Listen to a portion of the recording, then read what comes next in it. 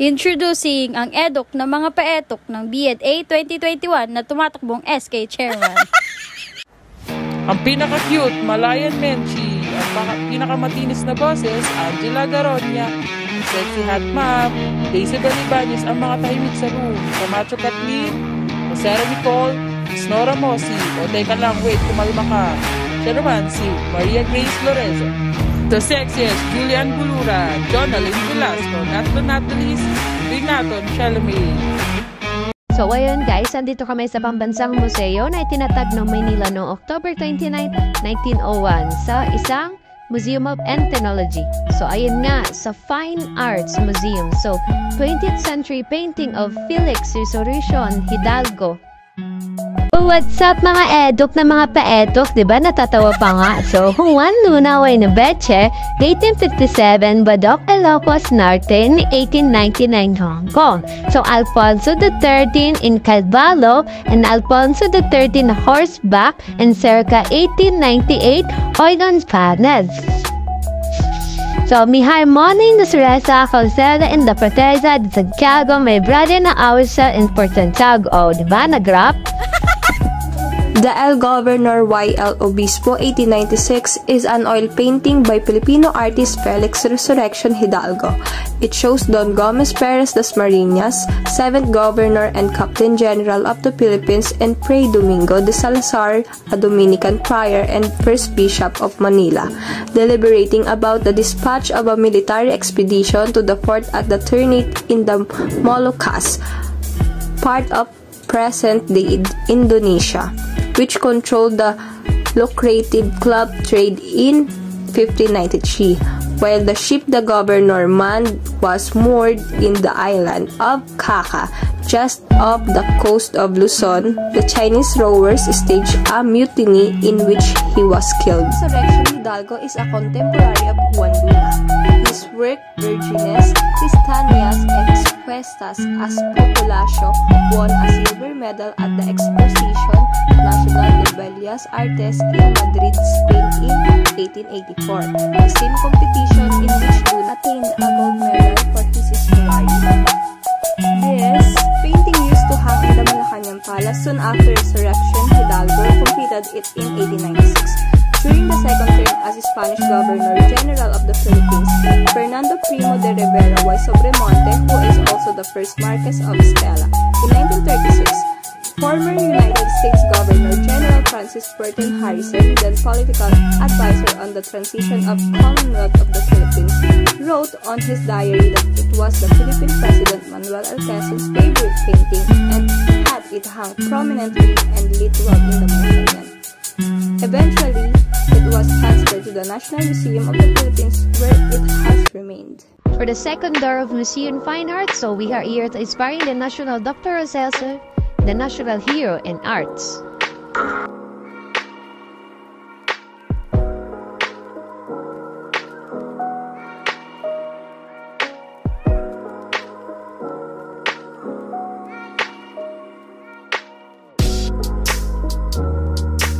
So hello everyone, ngayon kilala niyo naman siguro kung sino tong nasa larawan na to, pero ngayon mas ipapakilala ko pa siya sa inyo. Siya si Dr. Jose Rizal. Ipinanganak noong Hunyo 19, 1861 sa Calamba, Laguna. Kilala ng marami si Dr. Jose Protasio Rizal Mercado y Alonso Riolanda dahil sa angking karunungan sa iba't ibang larangan ng mga pambihirang kakayanan, intelektual at kahanga-hangang talento sa sining. Nag-aral siya sa Maynila at sa Europa at naging biyasa sa panitikang kasaysayan, politika, arkitektura, sosyolohiya, medisina at sining. Dalawa sa kanyang panyag na obrang panitikan ang Noli Me Tangere at El Filibusterismo ay ginamit ng namamayaning grupo ng makabayan para mangibabaw ang puwersa sa pagsulong ng kanilang pagplano ng revolusyon. Bukod sa husay sa panitika ni Dr. Rizal ay isa ring artista ng sining visual. Ginawa niya ng matalinghagang presentasyon at mga larawan ang mga naging personalidad na nakasalamuha niya sa kanyang paglalakbay sa Europa at sa pananatili sa dapitan. Sa kanyang visa de Gendarmenmarkt in Berlin, ginawa noong 1886 gamit ang graphite sa papel, inilarawan ni Dr. Rizal sa nag-iisang landscape sa exhibition ang liwasan ng Gendarmenmarkt sa Berlin, kung saan matatagpuan ang mga simbahan ng Aleman at Pransis. Kamakailan, ang Pambansang Museo ng Pilipinas ay nakatanggap ng isang mahalagang koleksyon ng memorabilia ni Dr. Rizal at larawan ni Satortina. Rizal Higaldo 1815-1913 ang kanyang panganay na kapatid. Ang larawan ni Satorina marahil ang natatanging ipinintang larawan sa olyo ni Dr. Rizal. Ito ay ginawa niya noong panahon ng 1878 sa edad na 17 taong gulang. Ang mga ito ay ipinagkatiwala sa museo ng mga apo ni Satorina. Ang eksibisyon na ito ay nagtatampok ng mga likha ni Dr. Rizal at ng mga patungkol sa kanyang mula sa ating pambansang koleksyon. Isa sa mga likha niyang itinanghal dito ang kulturang yari sa huwad ng Mother Revenge ay hinirang bilang pambansang yaman, pangkultura, dagdag pa ang bilang din sa koleksyon. Ang mga larawan ni Dr. Rizal yari sa 2 at 3-dimensional na uri ng sining na likha ng mga tanyag na Pilipino alagad ng sining. So sana mas nakilala niyo si Dr. Jose Rizal. So yun, maraming salamat. So, andito na kami sa South Wing Hallway Gallery. Tampok sa pasilyong ito ang mga klasikal na ekstruktura na isang mga santo at mga reliyong imahe ni na Isabelo Tampenko ng 1850 to 1933 at ang kanilang anak na si Vidal Tampenko ng 1893 to 1963 mula sa pribadong koleksyon ni na Ernesto at Aracel Salas at gayon din ang mga likha ni na Graciano Nepomuceno ng 1881-1974 mula sa pambansang koleksyon ng sining.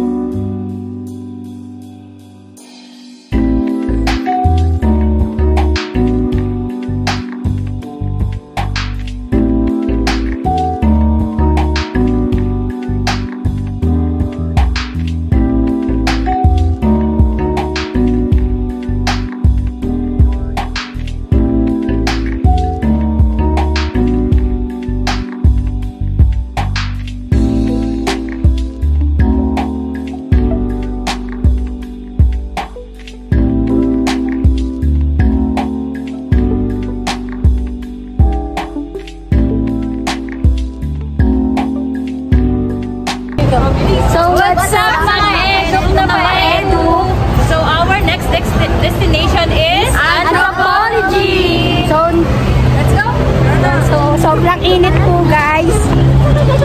Susugudin po namin yung kainitan.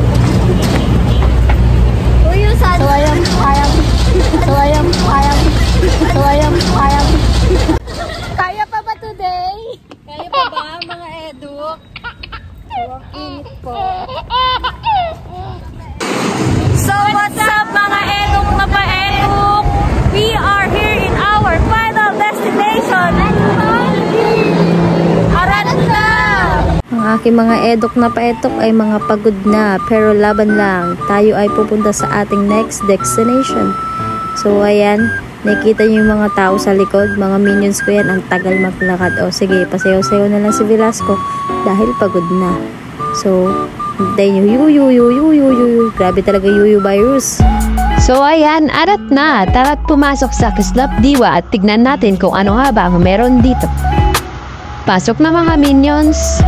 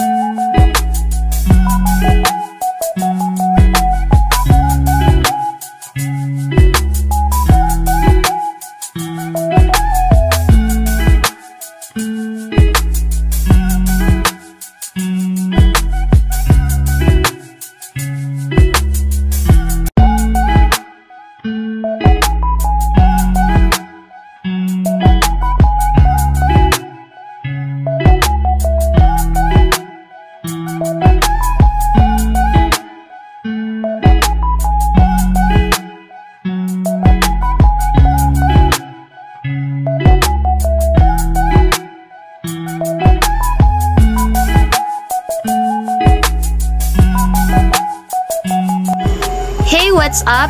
I would like to introduce the wood and paint of Maranao from Lanao del Sur.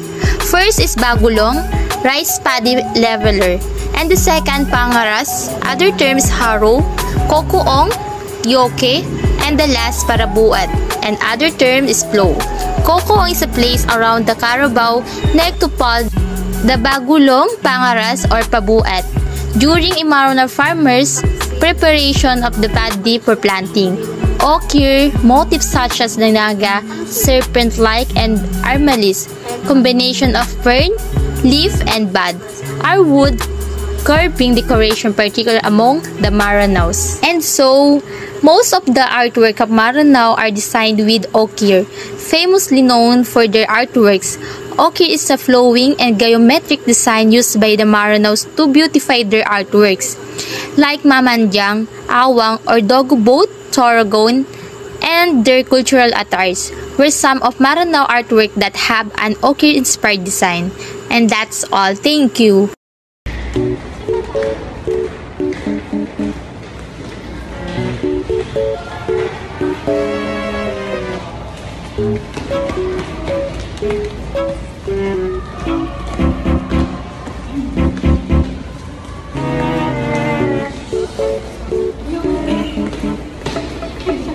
So ayan, ang susunod nating pupuntahan ay ang isa sa mga exhibit ni national artist Kidlat Tahimik. So yan, tinatawag itong Indigenous Exhibition. Sabi nga ni Kidlat Tahimik, no, we are victim of history and we cannot undo that. We cannot change our outlook, but we can always go back sa mga kaalaman ng ating mga katutubo. So, base dito sa sinabi ni Kidlat Tahimik, no, na wag natin kalimutan yung sariling atin. So, kahit na maraming beses tayong na-colonize, so dapat ikip natin yung culture na meron tayo as a Pilipino. So, dito, marami pa tayong makikitang iba't ibang ginawa ni Kidlat Tahimik bukod dito sa indigenous, no? So, meron pa siya. Meron din siyang ginawang sensya and yun, meron pa. Bukod pa dito. So, kung interesado kayo, so, pwede kayong pumunta dito sa National Museum sa Manila. So, yung ginamit ditong materials, no? Ang mga ginamit niya dito is yung materials tulad ng wood from trees that have fallen due to typhoons and yung mga found object gaya ng rocks and stone, shell, and dried palm leaves. So, pag pumunta kayo dito, akala nyo maliit lang yung picture, but pag nakita nyo siya in person is ang laki niya. Maka naman tayo sa isang side sa museum kung saan makikita ang art. Char. Kidding aside, ang arts na ito ay tinatawag na Roots and Bones assemblage na ginawa ni Catherine de Gia. Dito naman ay pagkahaba-haba pa nga ng nakasulat pero wala naman ako maintindihan. Kaya isa-summarize ko na lang. Isa ang art na ito sa gustong magsiwalat ng nangyari ng 500 years of internal socio-cultural conflict. At isa ito sa ginamit na kasangkapan para maibahagi ang storyang ito. So we are here at Gallery 2 at Asian Ba Corporation ay Soriano Corporation Panima Group Exhibition Hall. So andito ang aking mga edok na mga paetok na nagkakalat at tingin-tingin sa mga disenyo ng isang Soriano Corporation. So ayan, nakikita nyo naman ang aking mga hindi yung mga kasama ko. Ito yung mga kasama ko. So yan, tamang tingin-tingin lang.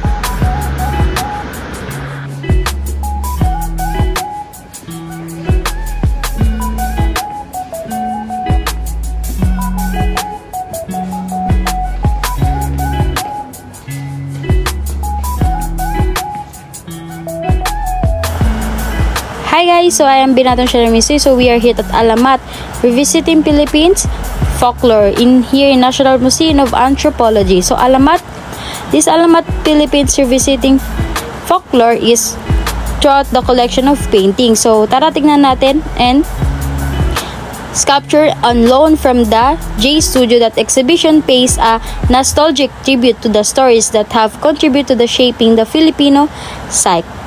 So the journey between the ethereal and the quotidian, showing the alternate view of the quantum spaces of the imagination.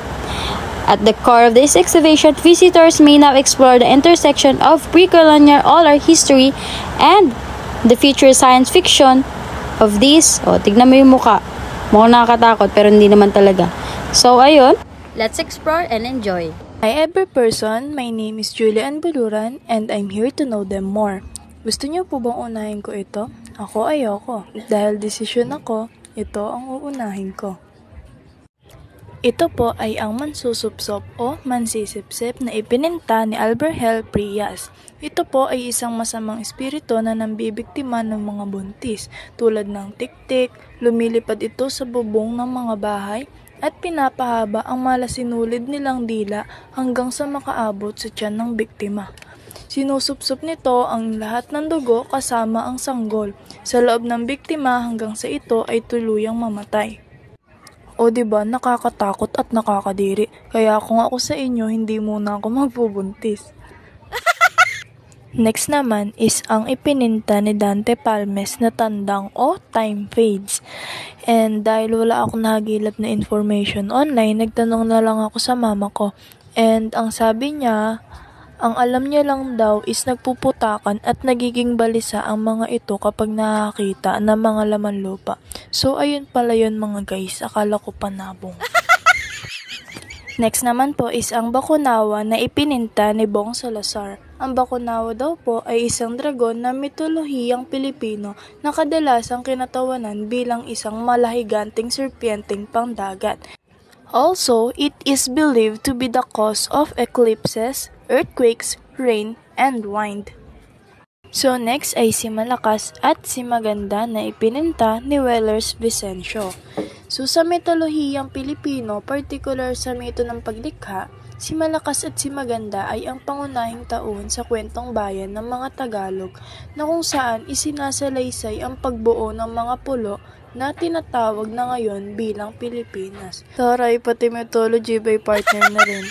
So ayun na nga, ayon sa chika, nagsanib o kinasal ang hangin sa lupain at hangin sa kalangitan at nagbunga ang kanilang pagsasama ng isang kawayan o ang kanilang mga anak. Habang palutang-lutang ang kawayan sa tubig, napadpad ito sa pangpang at tinamaan ang isang ibon. Nagalit na tinuka ang kawayan na nabiyak. Pagkabiyak, lumabas sa isang bahagi ang isang lalaki at sa isa naman ay babae. Ang babae at lalaki ay ipinangalang sina Malakas at Maganda ng mga panitikang pagdokumento sa kwentong bayang ito. So ang galing lang guys, no? Kasi lahat ng nakita natin sa imahe na to ay maroong parte pala doon sa kwento. Sure ko lang. Sunod naman po ay ang ipininta ni Mark Ronald Johnson na may pamagat na nangangagat ba ang aso mo o mas kilala nating bungisngis. Ang bungisngis ay katulad ng Cyclops sa mitolohiyang Griego. Pareho silang may isa lang na mata na matatagpuan sa noo nito, ngunit ito ay napapalitan ng kanyang malakas na pandinig. Mayroon din itong malaking itaas na labi na kayang takpan ang kanyang muka kapag ito ay itinataas. I think guys, kaya nangangagat ba ang aso mo, ang titulo ng obrang ito ay dahil likas kay bungisngis ang pagiging friendly. Kaya yung mga walang prene-prene dyan, pwede nyo na pong i-PM si bungisngis. Next is ang iswang na ipininta ni Dansoy Coquilla. Ang iswang ay isang pangmitolohiyang nilalang sa mitolohiyang Pilipino kung saan ito ay pinaniniwalaang kumakain daw po ng tao at ng iba pang mga hayop. Oh, yung may mga lahing iswang dyan, tigil niya yan. So for the last na tayo mga guys, which is yung ipininta ni Romeo Lee na may pamagat na Eyes Everywhere. So guys, pamagat pa lang naman, alam na natin, kaya naman hindi ko na kailangan siyang ipaliwanag. Pero na lang kung yung eye ng partner nyo, yung naka-everywhere, kailangan talaga nilang magpaliwanag. So guys, dito na nagtatapos ang aking chika. Sana inapakilala ko sa inyo ang mga kamukha nyo. Ang ilan sa mga mythology in our country na ipininta ng ating mga minamahal na artists. Thanks for watching! Bye! Guys, my name is Maria Grace and I'm here in the Palayok, the Ceramic Heritage of Philippines here in National Museum of Anthropology. So, kung makikita nyo, I'm here in one of the section of antique pottery jars. But, this is not an ordinary jar, but this is a coffin. Yeah, you heard it right. This is literally a coffin. So, may makita kayong picture dyan sa left side. So, this is a scene during the excavation in Bacong Negros Oriental. So, itong mga burial jars and coffins is nakita sa isang burial site. To be exact, located siya across the foothill of Mount Talines in Carnes de Negros. So, burial site is dated pa around 1,800 years ago and also called the Metal Age burial site. So, fun fact about this different kind of burial jars or coffin. So, based kay Mr. Google, those varied sizes are often indicate of the type of burial practice performed in these vessels. So, ano nga ba ito? So, ito na nga. So, meron tayong tinatawag na primary and secondary burial practice during the Metal Age. So, in primary kasi, some burial jars are large enough to accommodate the whole body of deceased individual in a flex or fetal position. So, kahit natsugi na yung tao that time, so kailangan pa rin nila maging flexible para magkasya dun sa jar. While the secondary burial practice, so the more common jar burial practice in the Metal Age. So dito, yung process naman dito is reburying yung remaining skeletal parts of deceased individual in relatively in a smaller vessels after its initial interment. Before I finish this video of mine, aside from the different sizes, the forms and decorative style varied greatly in each site, reflecting the diverse beliefs and cultural attitudes of Metal Age societies in the archipelago. So that's all. Thank you for watching, guys. Isang palayok is the Indians community has a sinaunang history and is one of the most religious and icon elements po of Indian arts. Pwede rin itong makita sa iba't ibang lugar kagaya na lang ng Quezon, Palawan, Batangas, Saman at sa iba pang lugar. That provides insight into history of the human society.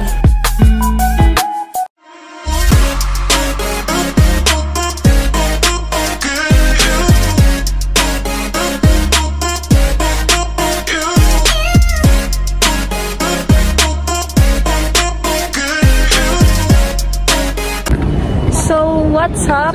Here's the end of our museum tour vlog. Goodbye! Bye.